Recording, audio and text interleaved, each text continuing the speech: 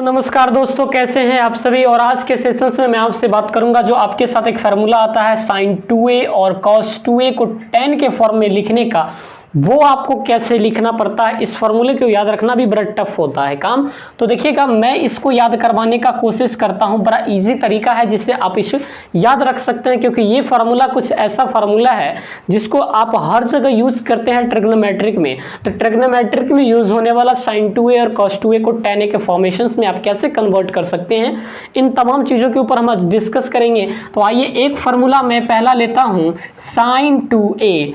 sin 2a को आप जानते हैं 2 sin a और cos a होता है। 2 sin a cos a होता है, इतना तो बात आप जानते हैं। यानी sin 2 थीटा बराबर 2 sin थीटा cos थीटा होता है। ऐसा आपने याद किया है। अगर मैं आपको बताऊं दोस्तों कि इसके नीचे कुछ भी नहीं है, तो आप इसे क्या लिख सकते हैं, 1 लिख सकते हैं। मेरी बातों को आपने समझा। और मैंने एक चीज़ और आपको पढ़ाया था कि sin square theta plus cos square theta that is equal to 1। sin square theta plus cos square theta is equal to 1 मैंने आपको पढ़ाया था। तो क्या आप यहाँ पे 2 sin a और cos a बटा में sin स्क्वायर थीटा और प्लस में cos स्क्वायर थीटा लिख सकते हो? बिल्कुल। एक चीज़ और बताइए कि tan के फॉर्म में अगर आपको लाना है तो tan थीटा बराबर क्या होता है, sin थीटा बटे में cos थीटा। यानी सर ऊपर तो sin होना चाहिए, नीचे हर हाल में cos होना चाहिए। तो एक बात बताओ, ऊपर sin है नीचे sin नहीं है। अगर मैं नीचे sin देता हूँ, ऊपर sin है नीचे cos नहीं है, तो नीचे अगर मैं cos देता हूँ तो ये कट जाएगा। अगर मैं cos स्क्वायर देता हूं तो एगो cos कटेगा और एक cos नीचे आएगा, जिस कारण से sin बटा cos किस में बदल जाएगा, tan में बदल जाएगा। जैसे मैं थोड़ा सा और आपको समझाने की कोशिश करूं, ऊपर है 2 sin a cos a, अगर नीचे मैं cos देता हूं तो ये sin बटा cos तो tan होगा। अगर इस cos से cos खत्म हो जाएगा तो मामला फिट नहीं होगा। तो मैं क्या करता हूं, 2 गो cos लगा देता हूं ताकि 1 से 1 कट जाए और एक sin और cos मिलके क्या का फॉर्मेशन दे दे, tan का फॉर्मेशंस दे दे। तो हम क्या कर रहे हैं, दोनों तरफ tan स्क्वायर थीटा पुराने के लिए हम cos स्क्वायर थीटा से न्यूमरेटर और डिनोमिनेटर को भाग देते हैं, न्यूमरेटर और डिनोमिनेटर को क्या करते हैं, भाग देते हैं। तो यहाँ पर 2 sin a plus cos a, यहाँ पर a लिखिएगा और नीचे में आपने भाग दिया cos स्क्वायर a और फिर नीचे है sin square a plus cos square a। यहाँ पर हमसे थीटा बार बार लिखा जा रहा है, आप ध्यान रखिएगा। आप यहाँ पर लिख सकते हैं cos स्क्वायर a। तो भाई साहब जरा सुनो, एक cos से एगो cos खत्म, तो sin बटा cos क्या होता है, tan होता है। तो ऊपर आ जाएगा 2 tan a, नीचे में आ जाएगा।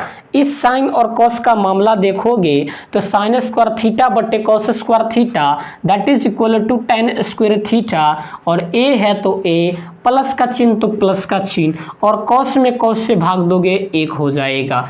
तो आपके पास जो फार्मूला आया निकल करके वो आया sin 2 थीटा बराबर 2 tan थीटा बटा 1 प्लस tan स्क्वायर थीटा। ये आपके पास फार्मूला आया। अब इसे मैं और एक्सपेंड करना चाहूँगा cos 2 थीटा के फॉर्मेशंस पे। तो cos 2 थीटा का फॉर्मेशंस जो होता है कुछ इस प्रकार से होता है। मैं इसको मिटाना चाहूँगा। देखिएगा, ये फार्मूला बहुत ही यूज़फुल फार्मूला है, इसलिए मैं इसे बता रहा हूँ। दूसरा है आपके पास cos 2a को आप क्या लिख सकते हो, cos square a minus sine square a।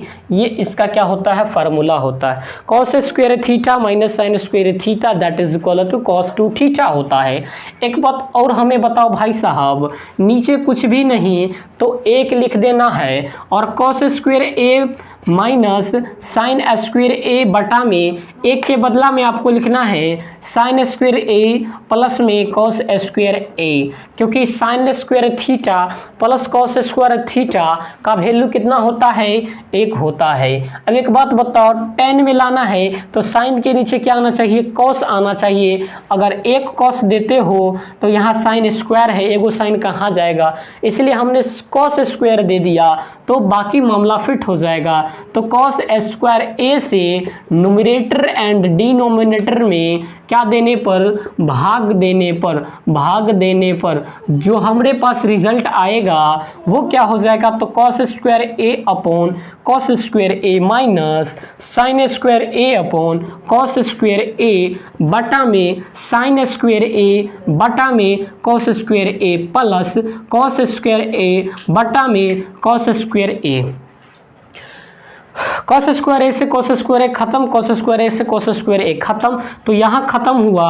इसके बदला में एक माइनस है तो माइनस, और साइन स्क्वायर ए बटा में cos स्क्वायर ए का मतलब होता है tan स्क्वायर ए, और फिर नीचे जब देखोगे तो एक इसका मतलब साइन स्क्वायर ए बटे cos स्क्वायर ए tan स्क्वायर ए, और माइनस में आपके पास एक आ जाएगा 1 माइनस tan स्क्वायर ए, और ये 1 प्लस ये प्लस है 1 प्लस tan स्क्वायर ए, इसको उल्टा करके आप सीधा कर दीजिए 1 प्लस tan स्क्वायर ए, तो आपके पास फॉर्मूला आ गया sin 2a का फॉर्मूला और cos 2a का फॉर्मूला, sin 2a का फॉर्मूला cos 2a का फॉर्मूला tan a के फॉर्म में आ गया।